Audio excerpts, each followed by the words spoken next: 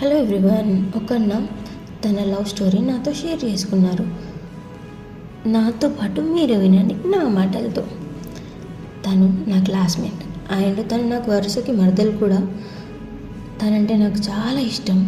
ఎప్పుడైనా తను నన్ను చూస్తే నా మనసంతా ఏదో తెలియని ఆనందం, తన పేరు వింటే ఎక్కడ లేని సంతోషం, ఏదో సాధించిన అనే హ్యాపీనెస్, తన రూపం నా కళ్ళ ముందు తిరుగుతూనే ఉండేది.